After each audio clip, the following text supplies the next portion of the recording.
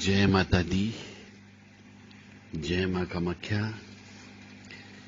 मां भगवती जगत जननी आद्यशक्ति भवानी अल्हादीनी शक्ति कष्ट निवारिणी दुख निवारिणी महिषासुर मर्दनी चंडमुंड नाशिनी सिंह वाहिनी क्लेश नाशिनी दुरितापहारिणी शत्रु संघ विदारिणी आपको सुखी रखे, स्वस्थ रखे, प्रसन्न रखे, यश दे, कीर्ति दे, मान सम्मान दे और निरोगी काया दे। प्रश्न ये है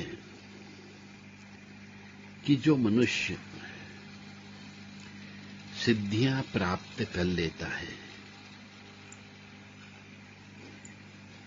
एक तो उसकी अकाल मौत होती है।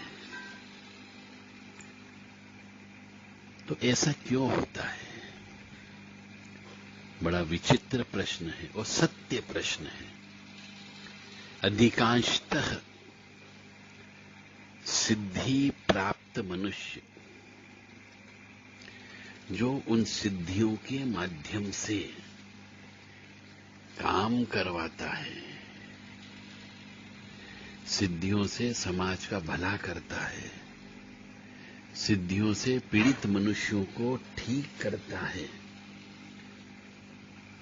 उनकी अकाल मौत होती है या फिर उनके वंश का नाश हो जाता है। ये प्रश्न भी सत्य है कि जिनकी राहु चंद्रमा के साथ होता है, राहु प्रबल होता है, शनि प्रबल होता है, उनको ही सिद्धियां मिलती हैं।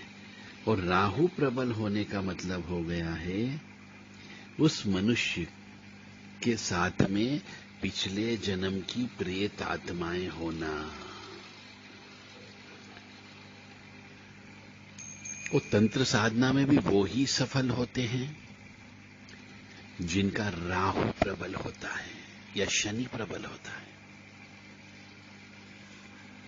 और जो अष्टम भाव तंत्र विद्या का कारक है वह भी अच्छा होना चाहिए।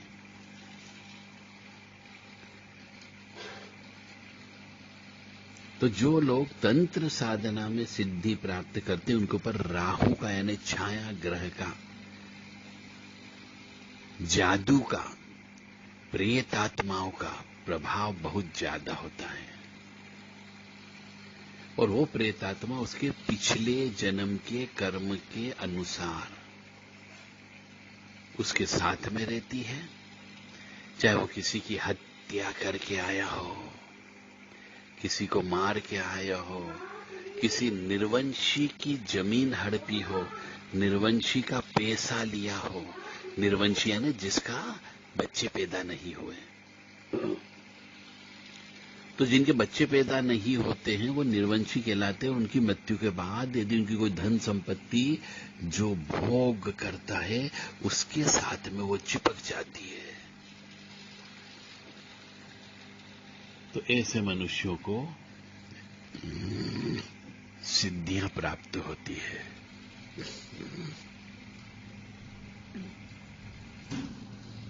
अब प्रश्न ये उठता है कि इनका वंश का नाश क्यों हो जाता है?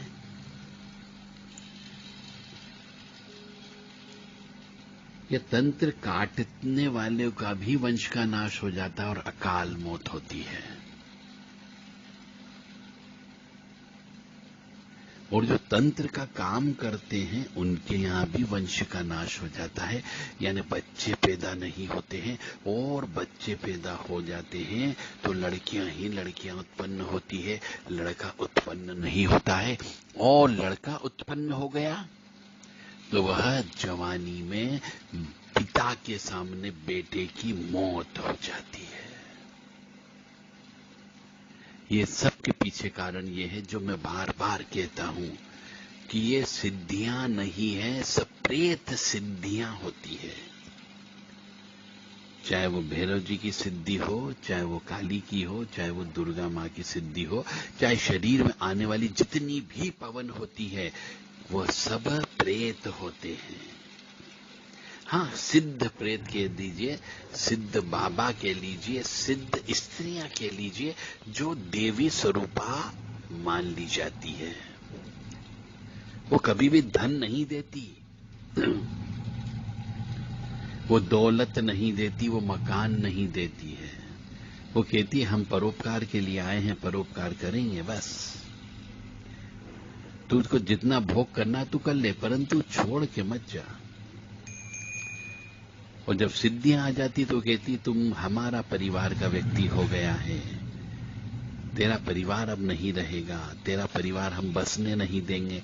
तो जो ऐसे तंत्र का काम करते उनके साथ में उनकी पत्नियां साथ नहीं रहती है, या विवाह नहीं होता है, या स्त्री उनकी जवानी में मौत हो जाती है और दूसरा विवाह नहीं होने देते।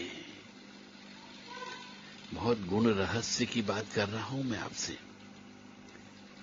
प्रैक्टिकल एक्सपीरियंस जो मैंने अपनी जिंदगी में 25 साल में देखा। अधिकतर गुनिया लोग जो प्रेतों की पूजा करते हैं, उनका वंश का नाश हो जाता है। और ऐसा इसलिए होता है, जो मैंने कहा ना कि आपको प्रेत को आपने सिद्ध किया, चाहे इस जन्म में चाहे अगले जन्म में। और जब आप प्रेतों को सिद्ध करते हो तो प्रेत आपके परिवार के हो जाते हैं, आप उनके परिवार के हो जाते हो, तो वो आपको अपना परिवार नहीं बढ़ाने देते हैं। और आपके मरने के बाद आप उनके कुनबे में चले जाते हो, उनके परिवार के सदस्य बन जाते हो। इसलिए ईश्वर की पूजा करो, और ईश्वर कभी भी आपके सामने नहीं आएगा।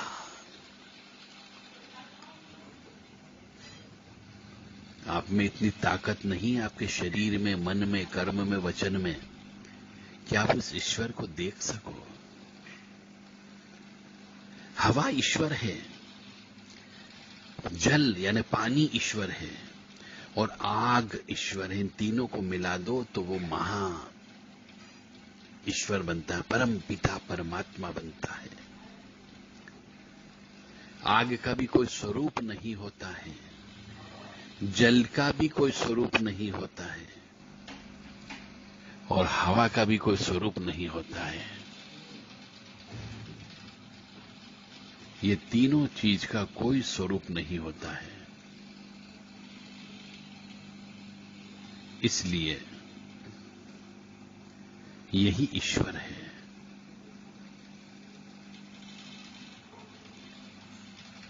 क्या आप हवा को देख पाए हो कभी? कितनी सांस लेते हो ये देख पाए हो? ऑक्सीजन ले रहे हो ये महसूस कर रहे हो? नाक बंद हो जाती तो महसूस होता है कि हां सांस लेना बंद हो गई है, परंतु देख नहीं पा रहे हो कि कहां है ऑक्सीजन। कोई रूप नहीं है उसका, किस प्रकार की है वो? कोई रूप नहीं है, कोई रंग नहीं है, निराकार है, अदृश्य है। इसी प्रकार पानी, समुद्र का पानी खारा भी है, तो खारा भी दो प्रकार का है। सेंधा नमक का भी समुद्र है, काले नमक का भी समुद्र है, और सादे नमक का भी समुद्र है। पानी का भी कोई आकार नहीं है, जिसमें जैसा भर लोगे वैसा समुद्र हो, पानी है, तो उसका भी कोई कलर नहीं है, वह भी निराकार है। और अग्नि वह भी निराकार है, कभी भी अग्नि एक जैसी कभी नहीं जलती है। अग्नि का कलर कहते हैं गोल्डन कलर है, कभी कभी लाल कलर भी निकालती, कभी पीला ही पीला निकालती है। तो इन तीनों को मिलाकर के परम पिता परमात्मा बनता है। और ये क्या आप शरीर में अग्नि घुसा लोगे? अग्नि में हाथ लगाते से ही आपका हाथ जल जाता है। तो अग्नि को शरीर के अंदर नहीं प्रवेश करना सकते आप। शरीर जल जाएगा, अंदर की आंतें जल जाएगी, दिल जल जाएगा, खून जल जाएगा, मर जाओगे। सिर्फ एक छोटा सा अंश आग के रूप में, आत्मा के रूप में आपके शरीर के अंदर रहता है, बस वही ईश्वर है। और आत्मा को भी कोई देख पाया है?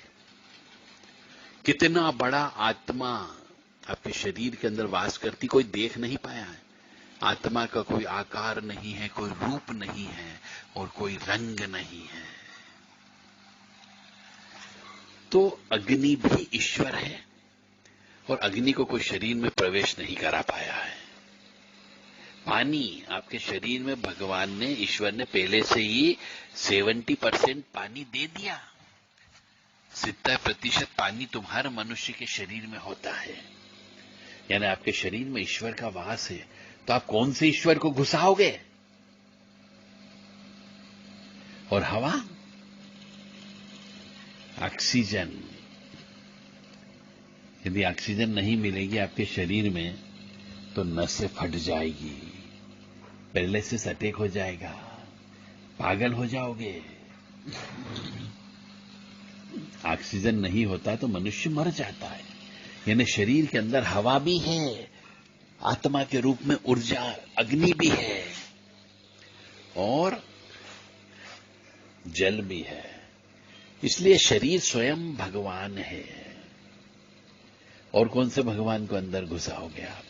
तो जो हवा घुसती है, हवा जाती, पवन बोलते हैं हम इसीलिए उसको, ये सब प्रेत शरीर के अंदर प्रवेश करते हैं और आप प्रेतों की दुनिया में रहने लग जाते हो। इसलिए प्रेत आपको भी प्रेत बनाएंगे। इसलिए ईश्वर की सेवा करो, भोलेनाथ की सेवा करो, जगत जननी की सेवा करो, उनके अनुचरों की सेवा करो। अब शायद समझ में आ गया होगा कि सिद्धि किसकी लेना चाहिए। सिद्धि प्रेतों की सिद्धि मत लो, चुड़ैल की सिद्धि मत लो, डाकन की सिद्धि मत लो। सिद्धि उन शक्तियों की लो जो परम पिता परमात्मा है। विष्णु सहस्त्रनाम का पाठ करो, भोलेनाथ का स्तुतियां बोलो, शिव तांडव स्तोत्र का पाठ करो।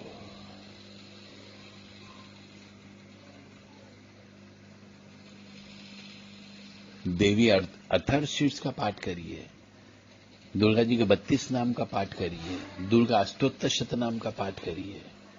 ये है ईश्वर।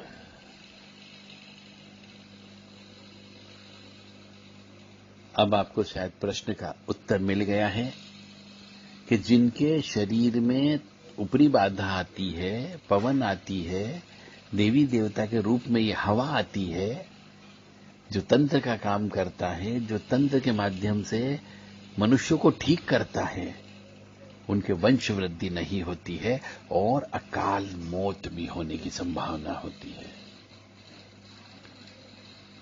और ऐसा भी इसलिए होता है कि ईश्वर जो सृष्टि को चला रहा है, उस ईश्वर के द्वारा किसी मनुष्य को कष्ट दिया गया, उसके पिछले जन्म के पाप कर्मों को देखते हुए अपने सृष्टि के चलाने वाला जो परमपिता परमात्मा है,